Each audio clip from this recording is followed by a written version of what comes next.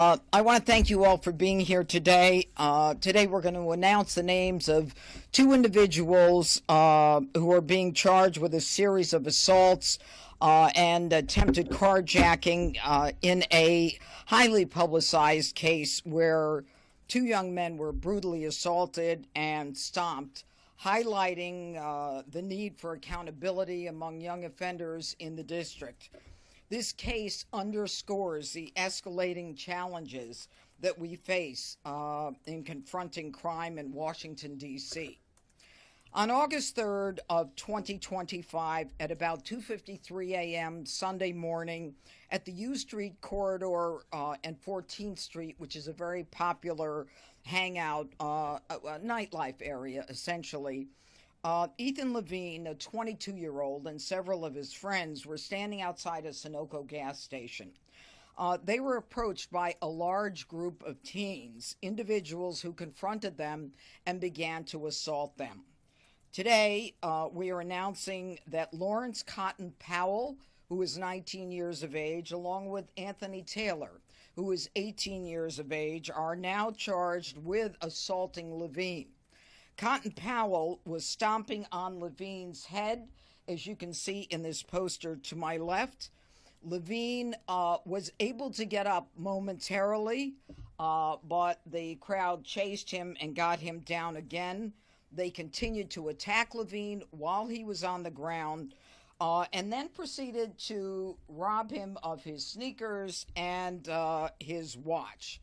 The group then, after the robbery and assault of Ethan Levine, they walked in the direction of where another crime occurred within minutes.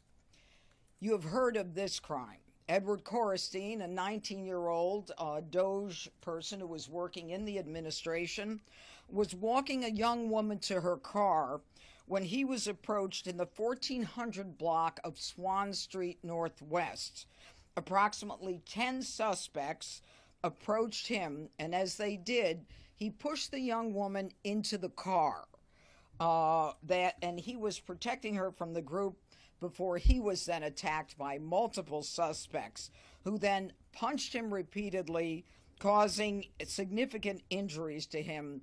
They got him on the ground, and as they were doing so, they demanded the car from the woman who was inside the car and had already locked the car.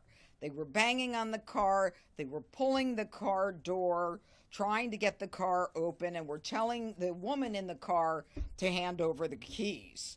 And the woman was, as I said, able to lock the car door, so they were unable to gain entry. And it was fortuitous that someone from the Metropolitan Police Department was on patrol. He happened to pull onto the block, and he witnessed the suspects actually assaulting Coristine, who was on the ground lying next to the car. The juveniles fled, but within a short period of time, two 15-year-olds were arrested, and they were taken into the family court by the Attorney General's office. That is the local Attorney General's office. Now, I think what's significant about this case is the history of Lawrence Cotton Powell. I want you to follow me on this. Lawrence Cotton Powell is 19 years of age. He's now charged with robbery, first-degree robbery, for which he faces 15 years in prison. He also faces a charge of assault with intent to commit robbery and another 15 years. And robbery for Edward Coristine, 15 years. Assault with intent to commit robbery, another 15 years. And attempted carjacking, 5 years. Now, let me tell you his background.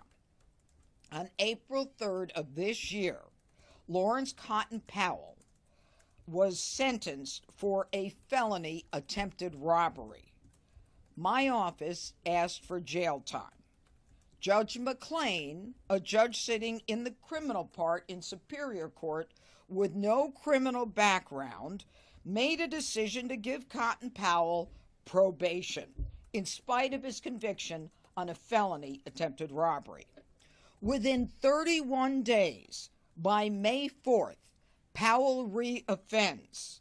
He's rearrested while he's on probation from the felony, and he's charged with simple assault and possession of a prohibited weapon, B. On May 4th, my office asked that probation be revoked. But on May 16th, that same Judge McLean comes back and releases Cotton Powell and tells him basically, be a good boy. On July 24th, he is sentenced to one of the two misdemeanors that he's charged with. Again, my office asked for jail time after he victimized yet another person. And on July 25th, another judge suspends his sentence and decides that he should be on probation. So after a felony of attempted robbery conviction, after a violation of probation, after a second crime, after a second conviction, after no compliance with C. Sosa, the judges say do better and they let him go. And guess what? Within 10 days, he's at it again with Ethan Levine and Edward Coristine. Now, the co-defendant in this case is an individual by the name of Anthony Taylor. He charged also with the same arrest. He is with the same crimes. He is from Maryland. He is 18 years old. We are unaware of any history as it relates to him. I want to thank the Metropolitan Police Department. I want to thank the fact that this department went above and beyond and worked incredibly hard with the little evidence that we had to identify two of the perpetrators that we're going to be able to prosecute in criminal court. And I want to mention and thank the chief, and I also want to thank Mayor Bowser for her assistance in helping us. This is a coordinated effort by all of us.